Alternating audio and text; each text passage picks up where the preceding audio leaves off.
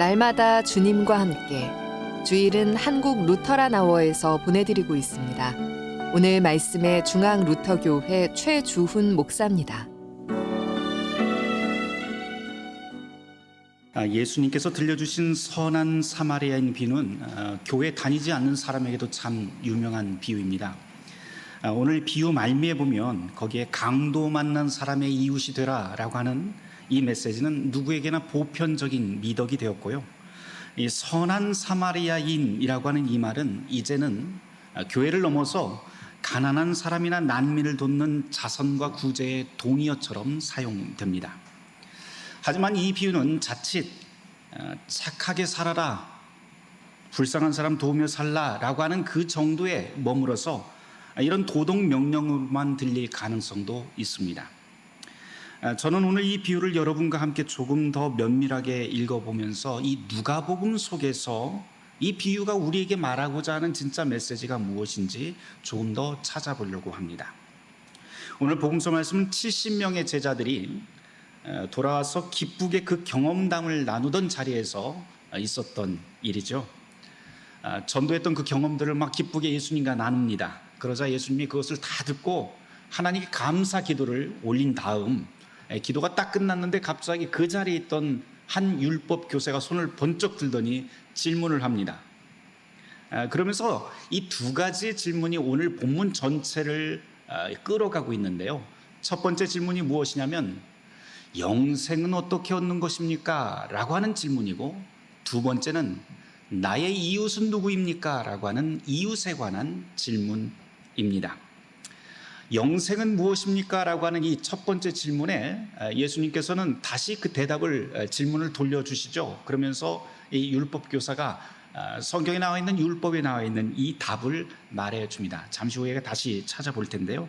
그 첫 번째 질문은 해결이 됩니다. 그런데 두 번째 질문인 나의 이웃은 누구입니까? 라고 하는 질문에 예수님은 곧장 답을 하지 않고 이 선한 사마리아인의 비유를 들려주기 시작합니다. 이제 이 비유를 함께 볼 텐데요.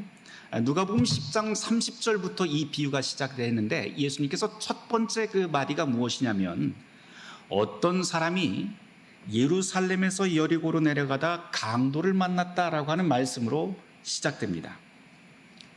이 비유가 참 특이해요. 왜 특이하냐면 예수님께서 다른 비유를 참 이곳저곳에서 말씀을 많이 하셨는데 특별한 지명을 이렇게 턱하니 꺼내는 경우는 이게 아마 유일할 것 같습니다.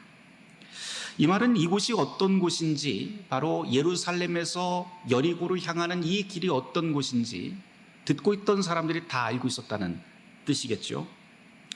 실제로 이 예루살렘에서 여리고로 가는 길은 딱 하나인데요. 협곡을 지나게 되어 있습니다. 그런데 이 길은 강도떼가 우글거리던 협곡이라서 별명이 하나 붙어 있는데 피의 길이라고 하는 별명이 붙어 있어요. 그 말은 굉장히 위험하다라고 하는 그런 뜻이겠죠. 이런 악명 높은 길이지만 사람들은 위험을 감수하고라도 이 길을 가야만 여리고에서 예루살렘으로, 예루살렘에서 여리고로 왔다 갔다 할 수 있었다고 합니다. 그러고 보면 이 비유의 배경이 되는 여리고 길은 우리가 살아가는 사람의 인생과 비슷한 것 같습니다.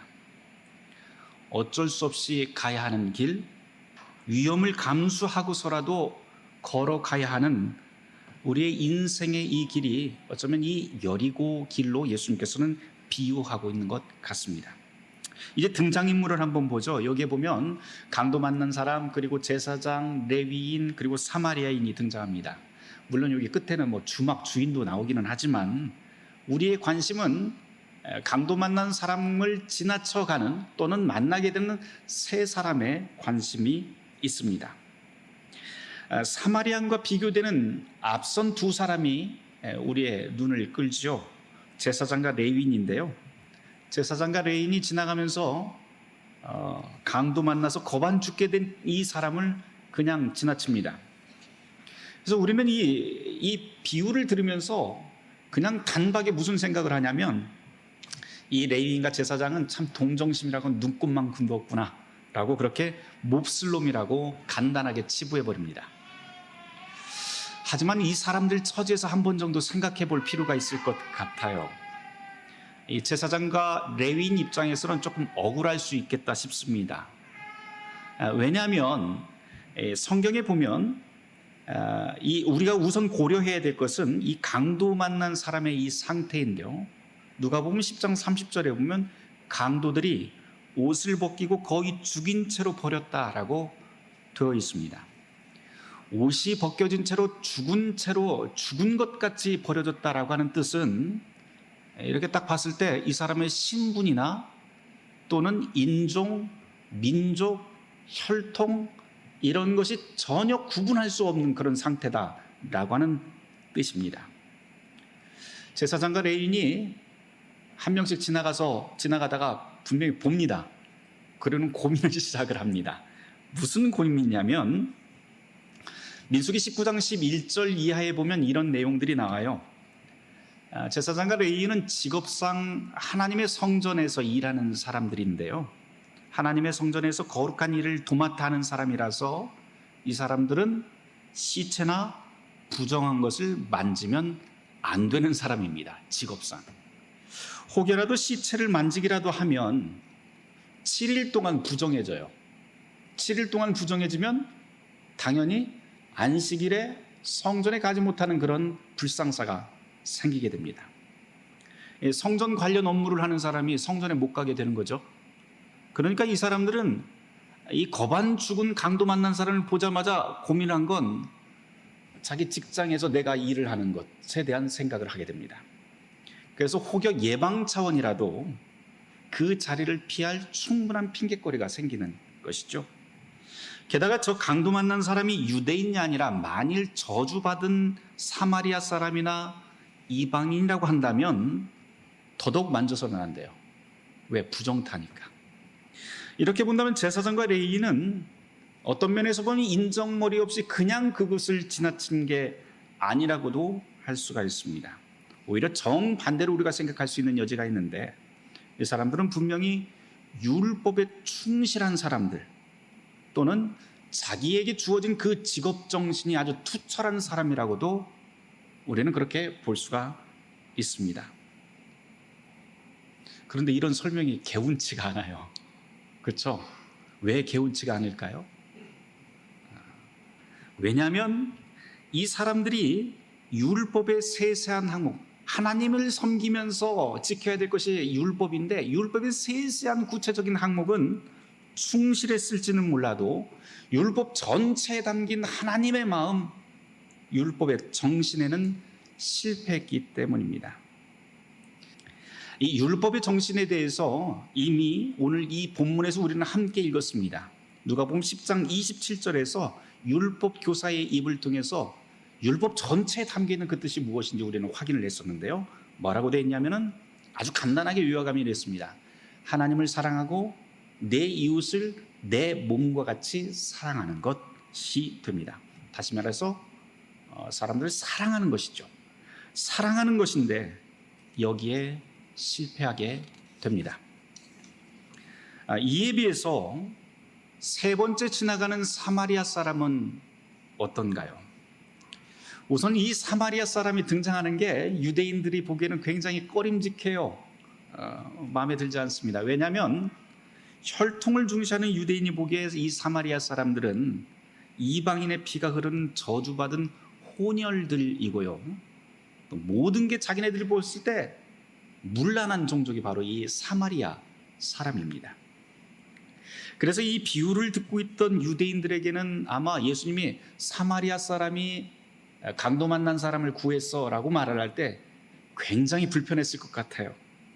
왜냐하면 생각지도 못했던 사람, 아니 어쩌면 여기에서는 주인공이 되어서는 안 될 사람이 거반 죽은 사람에게 자비를 베풀고 아무 조건 없이 그를 도와주고 있기 때문입니다. 그런데 이렇게 자비를 베풀고 사랑을 베푸는 이 모습은 율법 전체가 담고 있는 가장 큰 계명, 다시 말해서 사랑의 계명을 준수하고 있다는 것을 보니까 기분 나쁜 거죠. 자존심도 상하고. 그렇죠? 제사장과 레위인은 실패했는데 저주받은 사마리아 사람이 하나님의 정신을 실천하고 하나님의 모습을 닮은 모습을 예수님이 지금 탁 이야기를 합니다. 아무리 생각해도 성전에서 일하는 제사장과 레위인보다도 이 사마리아 사람이 하나님과 더 닮아 있습니다. 이 이야기를 듣고 있던 율법 교사의 마음은 어땠을까요?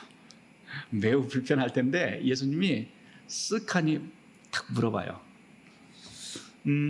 누가 강도 만난 사람의 이웃일까요? 그러면서 물어봅니다. 율법 교사는 속으로 마지못해서 사마리아 사람입니다 라고는 말을 못하고 뭐라고 답을 합니까? 자비를 베푼 사람입니다 라고 돌려서 이야기를 합니다. 그러자 예수님께서 그에게 다시 말씀합니다. 가서 당신도 이와 같이 행하십시오.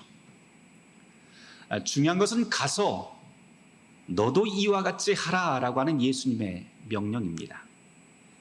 강도 만나 버려진 사람을 돌보라고 하는 이 명령은 다양한 삶의 영역에서 새롭게 해석이 될 수가 있는데, 예를 들어서 우리가 살아가는 모든 삶의 자리에서 권리를 빼앗긴 사람들, 그런 사람들을 돌보라라고 하는 거룩한 초대로 들을 수가 있습니다. 그리고 이 초대는 다시 우리의 이웃이 누구인지, 권리를 빼앗긴 사람들이 누구인지 돌아보게 합니다. 오늘 29절에서 율법교사가 질문했던 물음으로 다시 한번 돌아가 보려고 해요. 아직 해결나지 않았습니다. 해결되지 않았는데요. 나의 이웃이 누구입니까? 라고 하는 그 질문이 아직 해결되지 않았습니다. 율법교사는 예수님에게 나의 이웃은 누구입니까? 라고 묻습니다. 그런데 예수님의 대답이 나오는 36절을 보면 율법교사의 이웃, 나의 이웃이 누구입니까? 라고 물어봤는데 율법교사의 이웃을 답해주지 않습니다. 그리고 약간은 엉뚱하게도 예수님은 다른 말씀을 해주시는데 너의 이웃이 아니라 강도 만난 자의 이웃, 자비를 베푸는 사람이다 라고 하는 말씀을 해주십니다. 예수님의 대답이 굉장히 모호합니다. 왜 이런 모호한 말씀을 하신 걸까요? 그 이유는 오늘 앞서 말씀드린 예수님과 율법교사의 그 대화 가운데서 우리가 해답을 실마리를 꺼낼 수가 있는데요. 오늘 말씀을 시작하면서 두 가지 질문이라고 이야기를 했어요. 첫 번째 질문이 무엇이에요? 영생을 어떻게 하면 영생을 얻습니까? 라고 하는 질문이었습니다. 바로 이 질문으로 다시 거슬러 올라갑니다. 거기서 율법교사와 예수님이 함께 맞장구를 치면서 맞다 했던 대목이 있어요. 영생을 얻는 방법. 우리 누가복음 10장 27, 28절 말씀을 찾아서 같이 한번 읽어보도록 하죠. 누가복음 10장 27, 28절 말씀입니다. 같이 읽습니다. 대답하여 이르되 내 마음을 다하며 목숨을 다하며 힘을 다하며 뜻을 다하여 주 너의 하나님을 사랑하고 또한 내 이웃을 네 자신과 같이 사랑하라 하였나이다. 예수께서 이르시되 내 대답이 옳도다. 이를 행하라. 그러면 살리라. 네. 온 힘을 다해 하나님을 사랑하고 내 이웃을 내 몸처럼 사랑해야만 영원한 생명, 영생을 얻을 수 있다라고 말씀을 합니다. 하나님 사랑과 이웃 사랑. 그런데 여기서 우리가 늘 빼먹는 거 하나가 더 있어요. 뭐냐면 나 자신, 내 몸과 같이 사랑하라고 그러잖아요. 나를 사랑하는 것. 이 세 가지를 예수님께서 말씀을 하는데요. 하나님, 이웃, 그리고 나를 향해서 온 힘을 다해서 사랑하는 것이 바로 영생을 향한 방법이라고 주님이 가르칩니다. 그런데 여기에서 주님께서 말씀하시는 하나님, 그리고 이웃, 그리고 나, 이것이 뜻하는 바가 있어요. 그것은 온 세계를 다 말을 하는 겁니다. 온 우주를 말씀을 하는 대목이 바로 하나님, 이웃, 그리고 나예요.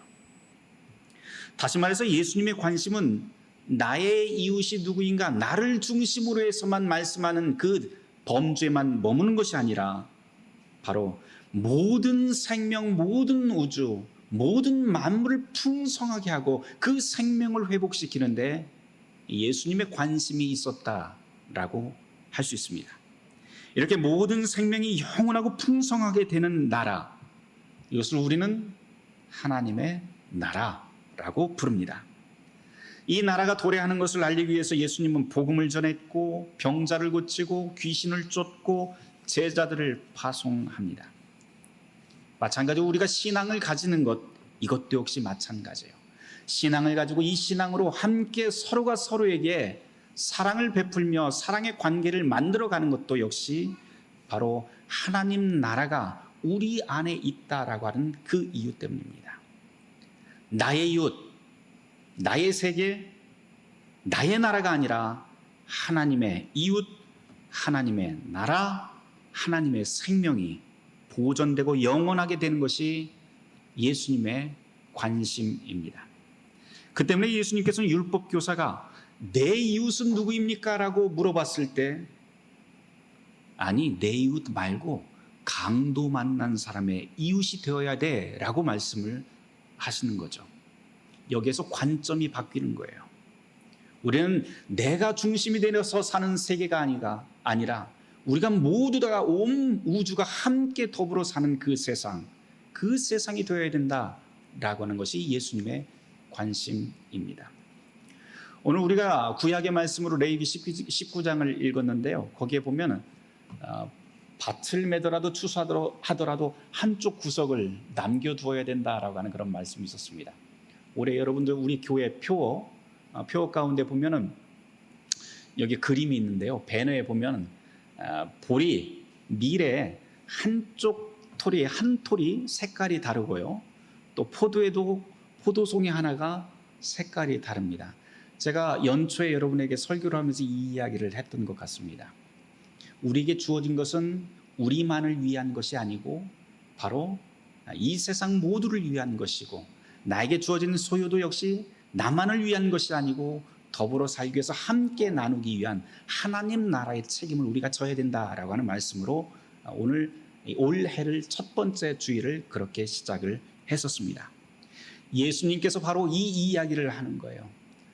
나의 이웃이 누구입니까를 묻지 말고 하나님 나라가 우리 가운데서 어떻게 구현되는지 우리가 관심을 가져야 된다라고 하는 것입니다. 누가복음과 사도행전이 함께 이어진 한 권이라고 그렇게 말을 합니다. 그런데 이 누가복음과 사도행전의 전체 기록 목적이 하나 있어요. 그것은 뭐냐면은 하나님 나라의 복음이 예루살렘과 사마리아와 땅끝까지 이르러 그곳에 가득 차는 것이 목표입니다. 계속해서 그 범위가 넓어가는 거예요. 그곳에 모든 우주에 하나님 나라가 세워지는 것이 바로 누가복음이 우리에게 가르치고 있는 목표라고 할 수 있습니다. 그리고 그 하나님 나라에서는 언제나 약하고 힘없고 억울한 모든 만물들이 회복되어서 다시 힘을 얻는 일들이 벌어지기 시작합니다. 세상의 가치관에 따르면 강한 것이 늘 위로 올라갑니다. 그러나 하나님 나라에서는 약하고 힘없는 것들, 그리고 세상의 가치관이 무너지고 통념이 다시 거꾸로 전복되는 그러한 일들이 일어나게 됩니다. 오늘 우리가 함께 읽은 복음서 말씀이 누가복음 10장이었는데요. 누가복음 10장 한 장만 딱 떼어놓고 읽어도 우리가 쉽게 발견할 수가 있어요. 예수님께서 70명의 제자를 파송할 때 어떻게 보냅니까? 제자들 이것저것 다 챙겨서 보내지 않아요. 전대나 배낭이나 신발도 없는 거렁뱅이의 모습으로 보냅니다. 분명히 그 모습은 실패할 수밖에 없는 모습이에요. 세상의 법칙으로 보면. 그러나 주님께서는 당당하게 보냈고 그 거렁뱅이의 모습으로 갔지만 어느 집을 가든 어느 동네를 가건 당당하게 주님의 복음을 전하게 됩니다. 또한 그 말씀을 읽다 보면은 사람들이 모여드는 대도시 대신 작은 마을들이 힘을 얻고 있는 것을 보게 됩니다. 또 지혜 있고 권력을 가진 자 대신 어린 아이들이 복을 받는 그 대상으로 등장을 합니다. 오늘 사마리아인의 비유에서도 보면 제사장과 레위인 대신에 멸시받는 사마리아 사람들이 바로 하나님 나라의 주인공으로 등장하는 것을 우리는 또 확인하게 됩니다. 이게 바로 하나님 나라입니다. 하나님 나라에서는 이렇듯 약하고 힘없는 모든 만물들, 그리고 우리가 꺼리는 모든 사람들이 제한 없이 힘을 얻고 생명을 얻고 회복됩니다. 이것이 바로 하나님 나라의 영원한 생명이죠. 예수님과 율법교사가 성경에 담긴 이 영생의 방법을 이구동성으로 말을 해요. 하나님 사랑, 이웃 사랑, 그리고 나를 사랑하는 것. 다시 말해서 온 우주를 함께 사랑하고 함께 섬기는 방법. 그게 바로 영생하는 방법이다라고 합니다. 우리가 교회에서 하나님을 찾으며 열심히 예배하고 기도합니다. 그리고 찬송하죠. 모두 다 하나님을 사랑하면서 영생을 얻으려고 하는 길입니다. 열심히 구제하고 이웃을 돕고 봉사하는 일에 힘을 내는 것 중요합니다. 이것도 역시 영생을 얻기 위해서입니다. 그러나 이 둘과 함께 빠지지 말아야 될 것이 무엇인가 하니 나 자신을 귀하게 여길 줄도 아셔야 됩니다. 하나님의 형상인 여러분 자신의 몸과 영혼 참으로 귀하고 그 어떤 것보다도 소중합니다. 그러니 여러분의 몸과 마음을 소중히 여기고 아름답게 가꿔 나가야 할 책임이 우리에게는 주어져 있습니다. 이건 역시 영생하는 방법입니다. 하나님과 이웃, 나 자신을 사랑하는 일, 이것은 마치 삼위일체처럼 함께 움직여야 되는 것이지 따로따로 움직일 일이 아닙니다. 간단히 이야기해서 십자가 그릴 때 여러분들 그거 생각하면 좋을 것 같아요. 우리 십자성을 위에서 아래로 옆으로 이렇게 긋잖아요. 십자가를 하늘에서 땅으로 그리면서 우리는 성부 하나님과 성자 하나님이 하늘과 땅에 관계한 일들을 기억합니다. 그리고 십자가를 횡으로 그으면서 서로가 서로에게 이어진 이웃의 관계, 사랑의 관계를 우리는 기억하고 성령이 우리를 도우신다는 것을 기억합니다. 그렇게 십자가를 위에서 아래로 옆으로 그리면서 우리는 한 가지 더 기억을 해야 되는데, 십자가의 중심 교차점이 있잖아요. 딱 한 점이 정확하게 교차하는 점이 있는데 그게 바로 우리 자신입니다. 그렇게 십자가를 종과 횡으로 그리면서 교차하는 중앙의 한 점, 십자가를 그리면서 내가 빠져 있다면, 저와 여러분들이 그 자리에 빠져 있다면 이 십자가의 구원은 우리와 아무 상관이 없습니다. 하나님과 이웃 그리고 나, 이 셋 중 하나라도 놓치면 우리의 인생은 엉망이 됩니다. 그렇게 우리는 늘 하나님이 누구인지, 그리고 우리가 사랑을 함께 나누어야 될 우리의 이웃이 누구인지, 동시에 나는 도대체 누구인지 우리는 늘 물어야 합니다.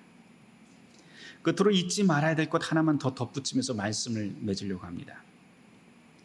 예수님께서 들려주시는 이 사마리아인의 비유는요, 우리가 살면서 도움이 필요한 사람들을 지금 우리가 얼마나 자주 지나치면서 살아가고 있는지 돌아보게 합니다. 그래서 주님은 우리에게 여러분 자신이 선한 사마리아인이 되어야 됩니다 라고 그렇게 요구하는 것 같습니다. 그런데 이 비유를 묵상하면 묵상할수록 생각이 깊어지는 이유가 또 하나 있어요. 단순히 내가 선한 사마리아인이 못됐고 또 앞으로는 내가 선한 사마리아인이 되어야겠다라고 하는 그런 마음 때문에 그런 것 아닙니다. 오히려 오늘 이 말씀 속에서 보면은요, 이름도 국적도 모르는 사람, 다시 말해서 강도 만나서 옷이 벗겨져서 던져진 그 사람이 바로, 그 강도가 바로 우리 자신일 수 있다라고 하는 그런 불안감 때문입니다. 실제로 우리 중 누구도 이 불안에서 자유롭지 않습니다. 강도의 정체만 다를 뿐이지 우리가 사는 세상은 다양한 종류의 위협이 이름만 바꾼 채 우리 삶을 위협합니다. 정치, 경제, 환경 등등 우리 살아가는 환경을 생각하면 우리는 지금 위험천만한 여리고 협곡 한가운데 서 있고 그 가운데서 길을 잃고 있는 모양새입니다. 이런 현실에 들리는 예수님의 선한 사마리아인의 이 비유는 참으로 위로가 됩니다. 왜냐하면 강도 맞아 쓰러진 이 여행객에게 누군가 낯선 이가 찾아왔기 때문이죠. 생각지도 못했던 낯선 사마리아인이 도움을 줍니다.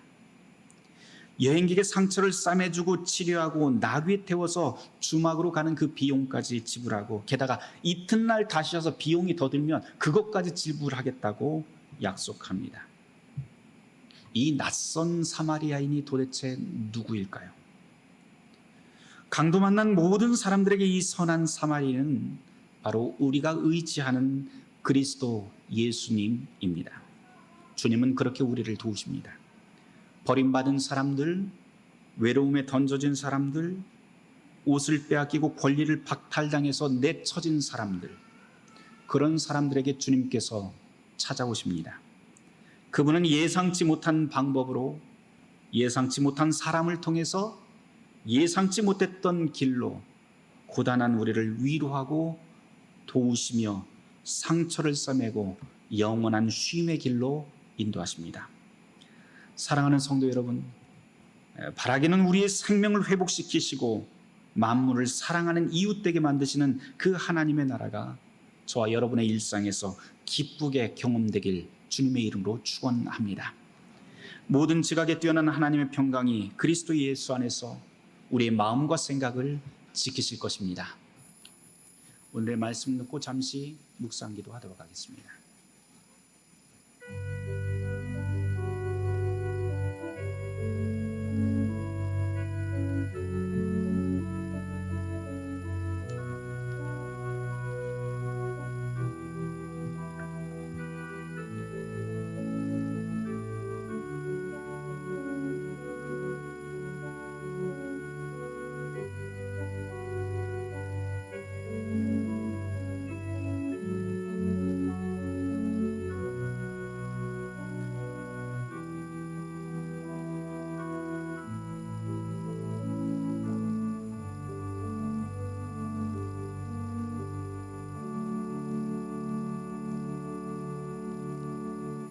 주님, 연약한 우리에게 찾아오시어 우리의 손을 잡아 회복시켜 주시고 일으켜 세워 주시옵소서. 그리하여 하나님의 나라가 우리 가운데 세워지고 있는 것을 우리가 매일의 삶 속에서 경험하게 하여 주시옵소서. 예수 그리스도 이름 받들어 기도드렸습니다.